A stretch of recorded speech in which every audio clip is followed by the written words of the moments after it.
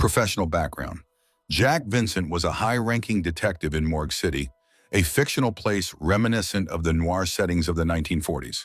In an era where crime thrived and trust in the law eroded, Vincent was one of the men tasked with maintaining law and order. However, instead of serving as a model of justice, Jack exploited his position of power for personal gain. His career in the police likely began with promise. As a young man, Jack probably had high ideals and the desire to combat crime and protect the city. But like many in his position, he quickly fell into temptation. Once he realized the extent of the power he wielded as a detective, he began to bend the law to enrich himself. Corruption in Morgue City was ubiquitous, and Jack soon became part of it. Corruption and criminal entanglements. Over the years, Jack Vincent became increasingly entangled in a network of bribery and criminal activities. He regularly accepted bribes from gangsters and shady businessmen to provide them protection or sabotage investigations that threatened them.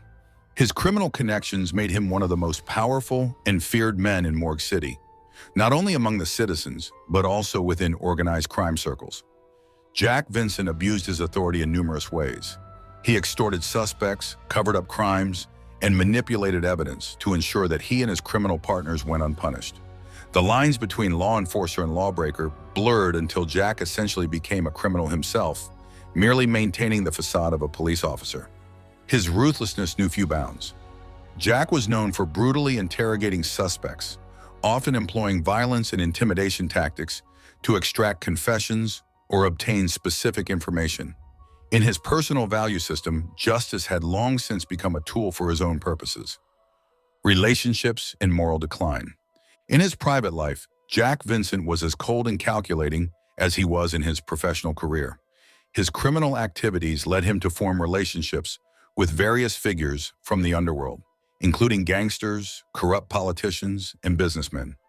These relationships served as insurance for Vincent, ensuring he could count on support if his crimes ever came to light. However, Jack was not immune to the guilt that accompanied his lifestyle. Deep down, he was aware that his actions were morally reprehensible and that he would eventually have to pay for his crimes. He suppressed these feelings of guilt for a long time by convincing himself that he was merely doing what was necessary to survive in a corrupt city like Morgue City. Yet while his career as a corrupt detective appeared successful on the surface, his world gradually began to crumble.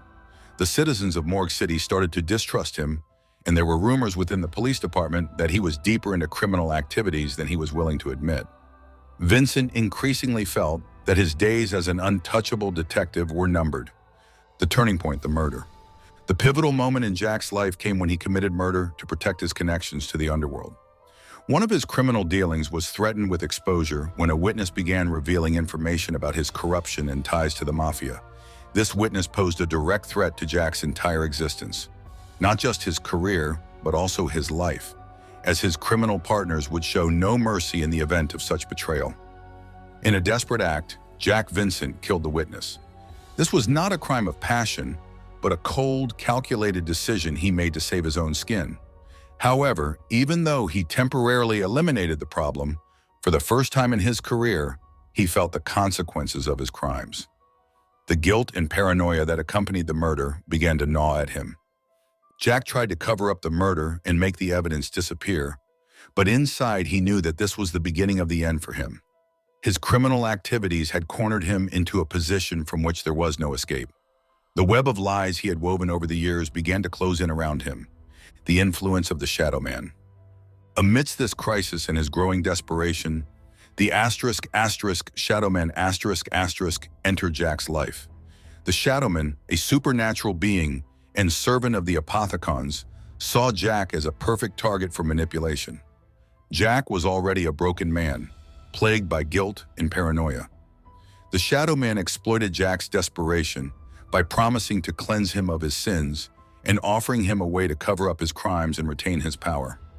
Under the Shadow Man's influence, Jack, along with the other protagonists of Shadows of Evil, Jessica Rose, Nero Blackstone, and Floyd Campbell, was led to participate in dark rituals. Believing that these rituals would free him from his guilt, Jack followed the Shadow Man's instructions. However, the rituals he and the others performed only served to allow the Apothecons to enter Dimension 63 and spread chaos. Vincent eventually realized that he, like the others, was being manipulated by the Shadow Man. His desire for control and his refusal to take responsibility for his actions had led him into the hands of a much greater threat, and now he was fighting for survival in a world overrun by zombies and dark forces. Character development and morality. Jack Vincent is a complex character driven by power, control, and corruption. His development from an ambitious detective to a morally decayed criminal illustrates how temptation and the abuse of power can corrupt an individual. He is a man who believed he could escape the consequences of his crimes for years until reality caught up with him. Despite being deeply entrenched in corruption and crime, Jack still struggles with the weight of his choices. His involvement in dark rituals and manipulation by the Shadow Man symbolizes the culmination of his moral decline. He is a man who has gone too far to save himself and must now bear the consequences of his actions.